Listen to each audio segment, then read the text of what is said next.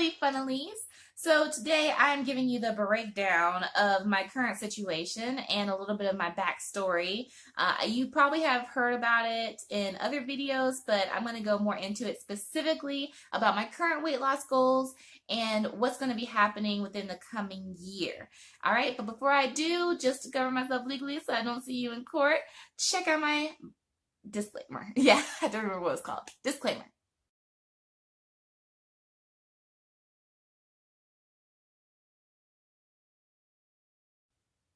All right, you read it? You're not gonna sue me? All right? You're gonna consult somebody, like a specialist or something, or a doctor, if you have any questions? Okay, now, moving on. So, this is about me losing 50 pounds again. Uh, as you may have seen in my other videos or future videos that I'm going to post, I'm not really doing it right now. I'm probably going to have them out more towards the end of the year when I know people are going to be focusing on their weight, because right now it's all about shopping. But right now, my current goal, which currently it is November of 2018. I know I'm aging this video by mentioning dates, but hey, you gotta know. Uh, and I started autoimmune protocol in like the fall of 2016 or 2015. I want to say 2015, because it took me about a year and a half to lose, or was it a year and a half? Yeah, I think it was a year and a half. About a year and a half to lose like 125 pounds. My original weight was 325 pounds. And then by a year and a half later, by that time, I was like pretty much under 200. I was like right at 200, 198, 199. So I did lose 125 pounds. Now, I wasn't all 100% on autoimmune protocol the entire time because I didn't understand much about it. I think if I had, maybe I probably would have lost the weight a little bit faster. But like I said, and will always say, being on autoimmune protocol was not about losing weight.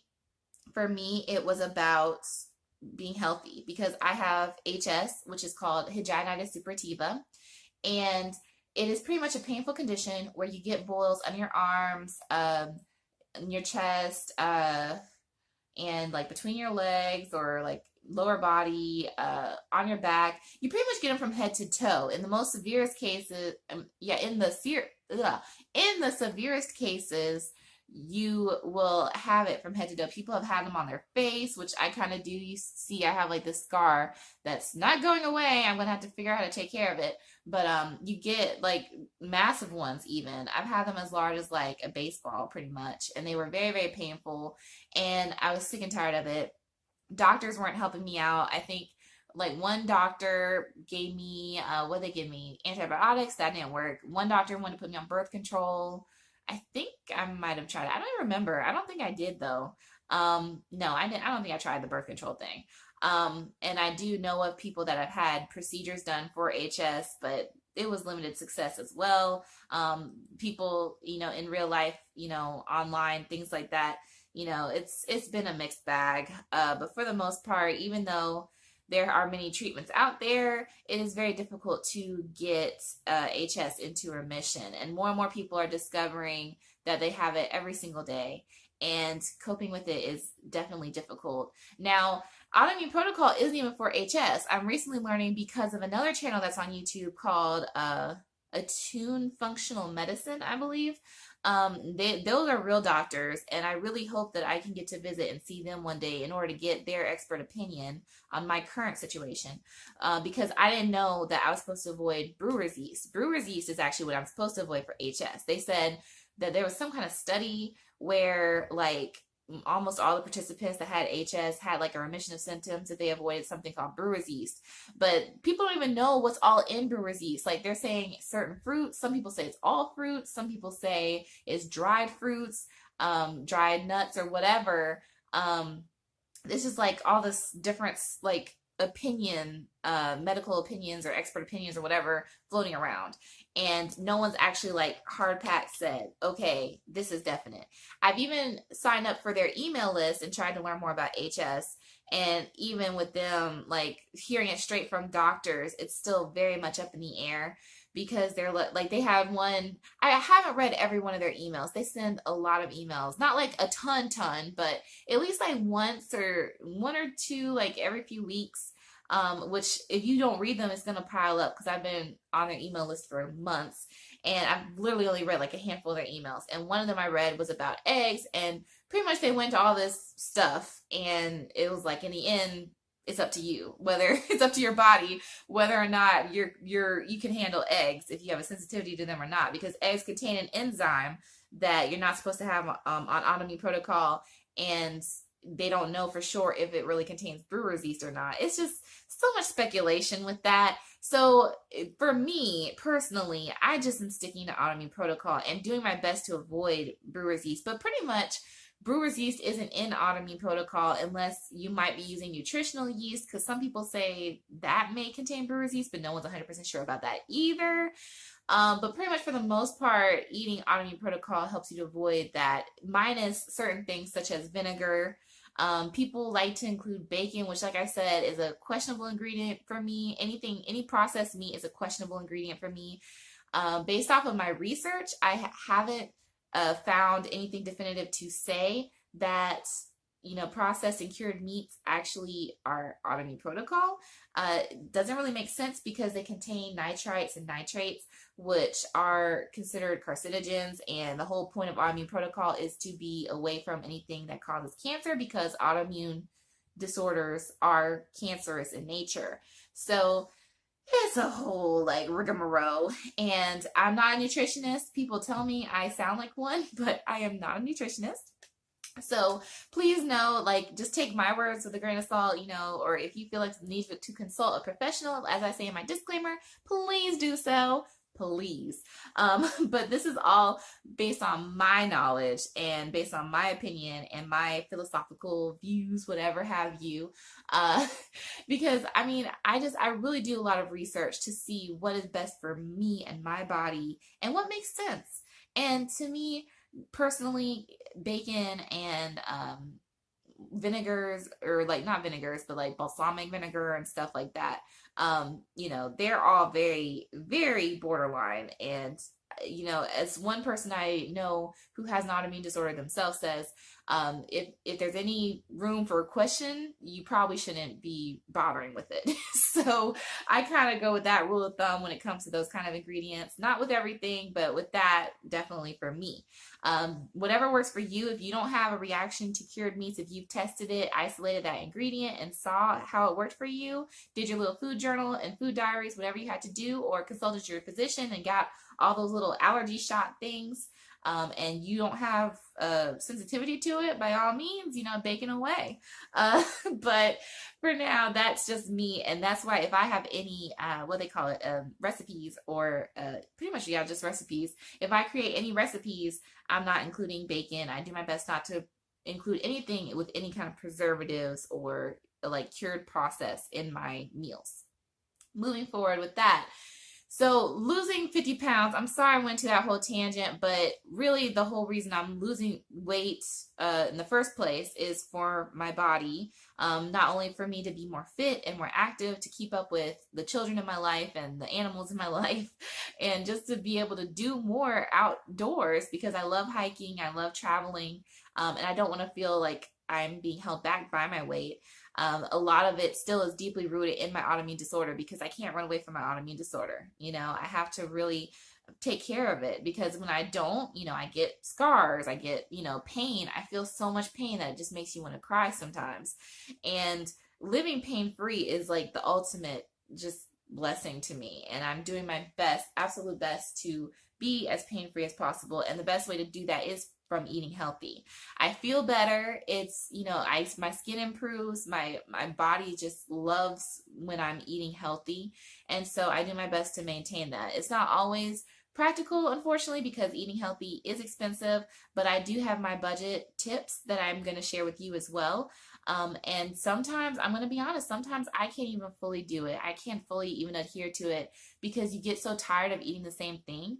I do have different recipes. There are plenty of other recipes out there that, I do hope I can recommend if I get the permission from people who made them at their blogs or websites, whichever have you.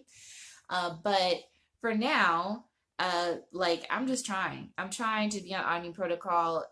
Like right now, it's more motivating because of my weight. Because like I said, I gained 55 to be accurate, 55 pounds back from my original weight of 200 after weight loss. I gained 55 pounds back. So looking at the scale, I was like 254.8, pretty much 255. And I've already lost like 5 pounds. I weighed myself like at the late October, last few days of October, early November, and I was like 255. Now I'm like 250.3 or something. So I pretty much lost 5 pounds. My my I'm sorry, I'm trying to think. My weight pattern, my weight loss pattern is typically maybe 2 to 3, maybe 4 pounds a week, which is largely considered by medical experts. If you look it up, the healthiest weight range, anything more than 5 pounds is often considered dangerous, which I do agree. I don't want to lose the weight too fast. I definitely don't want to lose the weight too fast because then I'm going to have sagging skin, especially like in my arms. Like I already have a little bit of flab and loose skin right now. I'm trying to work on tightening it, but it is very, very difficult. I don't know. I may have to like look down the road at more dermatology or like even plastic surgery to help tighten them up. I don't know. I'm still looking into that too.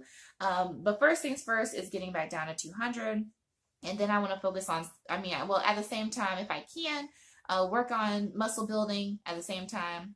It's not really about the weight per se, but I just want to feel fit. I want to feel like I'm in a better place because I gained those 55 pounds by eating regular food pretty much continuously for like 4 to 5 months. And it was awful because like I was in so much pain, but like it's something about eating regular food when you haven't been around it that kind of makes you feel good sometimes, but not really all the time. Sometimes you eat something that's regular food that you normally wouldn't have, and you're like, oh, this is it. I didn't really miss this, but when I'm eating healthy food, like I do feel happy most of the time when I'm eating it. And I do feel happy afterwards because my digestion is it's so easy. I don't get any bubbles in my stomach over it, and it just works out so great. So I'm going to continue to share those kind of recipes with you because they work so well for me. Like I said, weigh each option with a grain of salt. Decide what is best for you based off of your own healthcare journey. And for me, my goal right now, it is like pretty much the end of November of 2019. I mean, no, 2018. I'm sorry, of 2018. And my goal is to be under 200 by July of 2019. That gives me a pretty safe cushion, I think, because I don't want to be so like constrained in my time that I feel like I have to like almost develop an eating disorder pretty much, which I don't want to do. I want to make sure I'm getting in as many calories as I possibly can. When you're eating healthy, actually, it's kind of difficult to get your calories in unless you're eating a lot of carbs like plantain chips or something, which you don't want to eat too much of because people are comparing coconut oil to lard now, which I can kind of see because I mean coconut oil is no joke, it's thick. But I mean you have to like really be balanced in your eating, and that's the way I want to be balanced. And I understand that there's going to be snags. I'm going to fall off the wagon probably a few times on the way there, but hey, it is what it is. I mean, my ultimate goal is to get to 200, and then from there I'm probably going to start gaining weight, but I wanted to gain muscle. My current size is like 18-20. At my largest, my size was a 26 to 28. So I'm still not back to my original size at my heaviest, thank goodness. But I do think I want to be back to 10-12 again. I think that was a pretty decent, comfortable weight for me. I really did like being a size 12. If I'm anything less, it's going to be an adjustment for me because I've never been that skinny in my life. I haven't been in single digits since I was in a single digit. But even still, ooh, wow, that's going to be amazing. But yes, so I lost 125 pounds, so really over 50 pounds the first time. And now I'm trying to lose 50 more pounds again. And that is pretty much where I'm at right now. So if you are looking forward to seeing how I progress, how I'm doing, I definitely look forward to seeing you and seeing your comments if you feel comfortable commenting. I definitely will share all the tips that I have to lose weight in what I think is best for me in my healthiest way. I definitely do not want to lose more than 5 pounds every week. So if I start losing too much weight too fast, I will eat regular food. Please know that. I know I'm risking my own health in doing this. This is my personal choice because I feel like I would rather eat something that I might actually like in order to keep my weight a little bit more consistent, or to make my weight go progressively down in a rate at a rate that is more comfortable for me versus just continually to try to eat and eat and eat healthy and lose it so fast that my skin's sagging, I'm uncomfortable, it's not right, because that's the last thing I want. I don't want my skin sagging because that's a sign that you have lost weight way too fast. I don't want my body to go in some kind of weird shock. I want to make sure this is as healthy as possible. And so if it's not fast enough for you, okay, I'm sure there's plenty of people that do like these crazy kind of crash diets or something, to each his own. Autoimmune protocol, you're not even really supposed to do for an extended amount of time because they say that if you do it for too long, it can cause your body to reject other foods. It can cause them to have a increased level of sensitivity, even if you haven't had that before.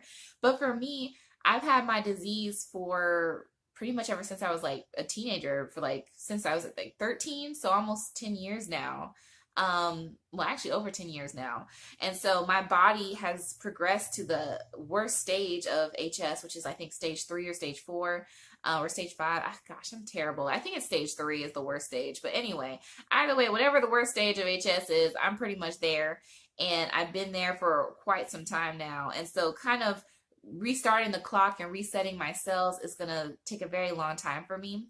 I honestly kind of personally see myself being on this for the next few years so that those old cells that would have this sort of reaction will die off and the new cells won't have this kind of sensitivity. But that could be the case since I'm being on it for so long. Maybe those new cells will still be as sensitive as the cells that I currently have at this moment. Who knows? I mean, I'm still young. There is a small chance that I might be able to reverse my disease. Hopefully, the more information that comes out there about HS will aid me in the future, and I will definitely tell you about whatever else I learn. But I don't see a cure, not anytime soon, for my disease. It would be nice, but I don't see that happening. And for me, autoimmune protocol is the only way for me to lose weight. I've literally tried everything, and the only thing aside from like calorie counting, which I still wasn't even that good at, was it. Like, I think the most I ever lost with calorie counting was maybe 10 pounds. Like, it wasn't much. If I could ever lose 20 pounds, then that would be it. That would be the way I could eat just for me. So anyway, hopefully you enjoy my journey. I hope to see you through this journey, and I hope to encourage you, and hopefully you encourage me, and we can support each other in our health journey and goals. For now, have a wonderful day.